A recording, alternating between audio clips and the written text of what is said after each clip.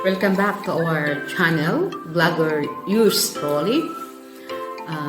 Good evening to everyone. God is good all the time and praise the Lord.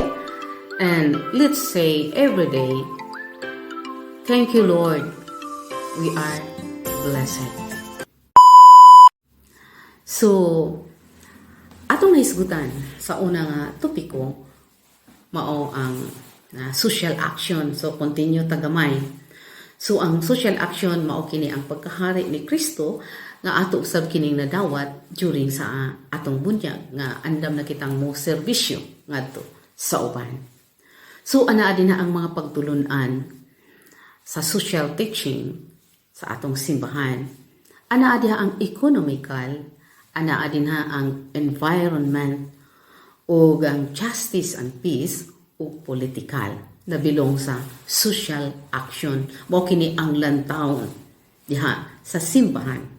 So, ang politics is good. Kay we need leaders na modumala sa ato ang nasod. Kay dili pwede ang atong nasod kung wala kitay mga leader nga modumala. So, ana usab din ha ang mga kandidato sa nagkalain-lain nga party, ana usab din ha ang mga supporter sa lain-lain nga party, ug ana usab din ha ang mga botante nga gikan sa 18 anyos nga magsiki og paminaw sa mga unsay maayo nga kinsay angayan nga atong pagabutuhan. Ug sa ato nang gisgutan sa una nga ang pagbuto usa kini ka sagrado nga dictation of the Holy Spirit, dili kay dictation sa unsay nadawat nato.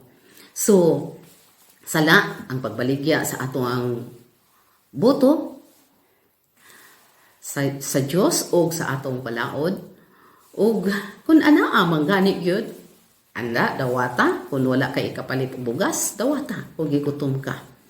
So, pero sa pagbuto nimo dili kadto mo imong piliun kundi ang dictation sa Holy Spirit. So, sunod ang unsaon nato pagpili sa atong mga kandidato. Una, ato yung tan-awon nga ang usa ka kandidato, usa siya ka maka-Diyos. Kay once maka-Diyos siya, mahigugmaon siya sa Diyos. Andam siyang sa mga pagdawat sa mga pagtulunan ni Kristo. Iya na usab ka ng ibuhaton ngadto sa atong mga kaigsuonan. So mahibulong ta nganong adunay ubang mga pari o kaparian nga sometimes murag ma-open sila, no? Ang tinuod nga ang church ug ang state separate na siya. Pero ang church, ang katawhan nga naa diha sa simbahan, maura usab ka ng katawhan nga anaa sa ato ang gobyerno. So mao na nga ang atong mga kaparian mulantaw usab sila kay ang politics walay ayo kung wala si Kristo. So ibutang gyud si Kristo diha sa atong politics, politika aron nga adunay maayong paggiya sa atong mga leader. So number 1 nga atong pangitaon sa usa ka leader, maka-Diyos siya. Dili lang kay plastic na pagka-maka-Diyos, kundi nahigugma siya, mamati siya sa mga pagtulunan ni Kristo. Kay once nga mahigugmaon na siya sa Diyos, dili na siya mahigugmaon sa salapi. So ato pag madunggan nga ang ato ang nasod, kurap, bisan asa, sa lain-laing nasod, usa ang Pilipinas nga giingon kusog ang corruption. Apan, ato kunong pamalandungan pag-ayo.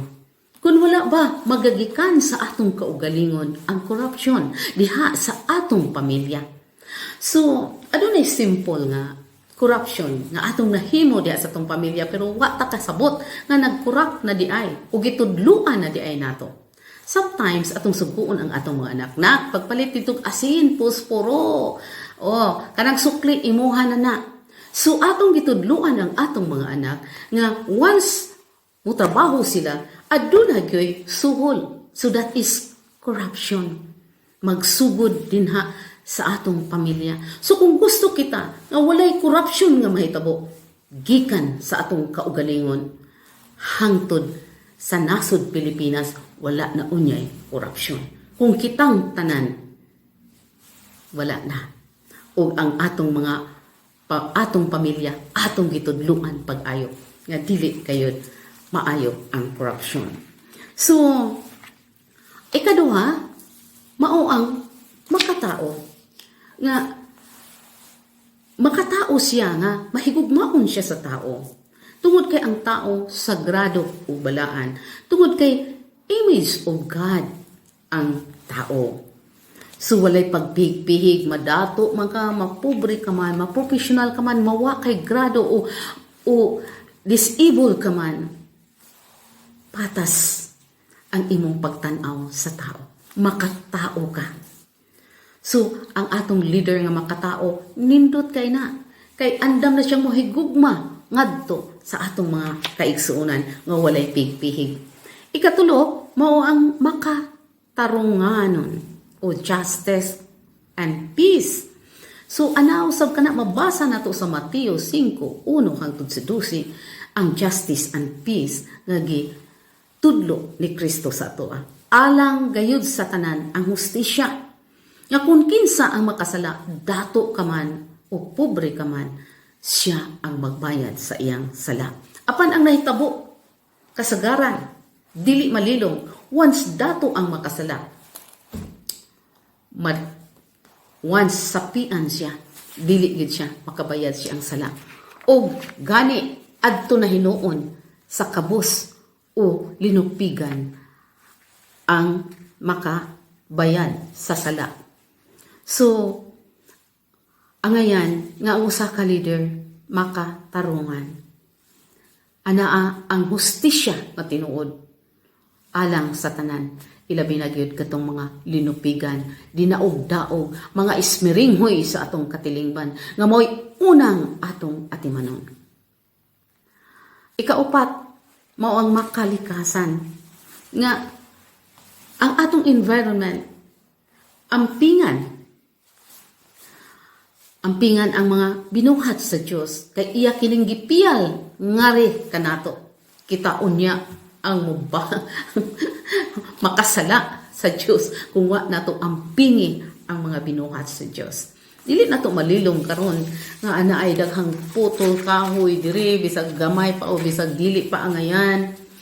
Nya walay gipuli nga pagtanom. So ang usa ka leader nga maglantaw sa kalikasan, nindot kay ni siya. Kumpleto siya na niya ang makadiyos, makatao, makatarungan, makalikasan nga ampingan ang mga binuhat sa Dios o gi-create sa Ginoo. Kay dinha makita nato ang gloria sa Dios diha sa iyang gihimo nga kalikasan. So mga kaigsuunan ko ni Kristo, atong pamalandungan pag-ayo nga kaning politics mag-apil-apil yun ta. Mu-apil kita in a nice way.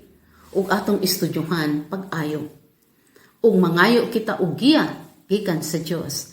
Ilabi na sa panahon sa eleksyon nga ang dictation sa Holy Spirit mooy mahitabo. Dili kay dictation sa unsay nadawat nato.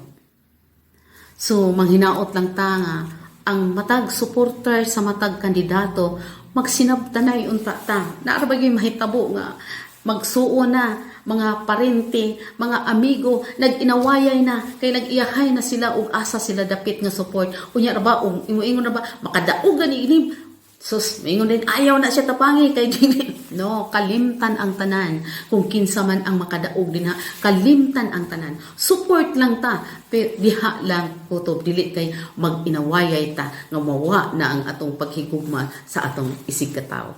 Pag-ibig, paghigugma ay mao kanay gitudlo ni Kristo ngari kanato. So, bilang supporter, bilang mga kandidato, bilang mga botante, magminahalay kita sa tinuod nga anaa ang Dios kanato. So maayong gabi sa tanan mga kaigsunan ko ni Kristo ug daghan kaayong salamat.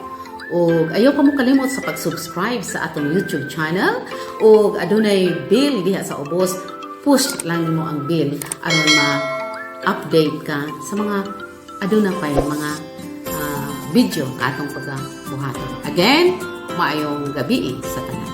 Ibig ang siyang pumukaw sa ating puso at kaluluwa at siyang nagdulot sa ating buhay, liwanag sa dilim at pag-asa. Pag-ibig siyang buklod natin, di mapapawi kailan paman sa puso't diwa. Tayo ay isa lamang kahit na tayo'y magkawalay. Pagkat ang Diyos natin, Diyos na pag-ibig, magmahalan tayo't magtulungan. At kung tayo'y bigo, ay huwag limutin na may Diyos tayong nagmamahal. Sikapin sa ating pagtungo, ipamalita sa buong mundo. Pag-ibig ng Diyos na siyang sumasakop na bawat pusong uhaw sa pagsuyo. Pagkat ang Diyos natin, Diyos ang pag-ibig, magmahalan tayo't magtulungan. At kung tayo'y bigo, at huwag limutin na may Diyos tayong nagmamahal. Thank you.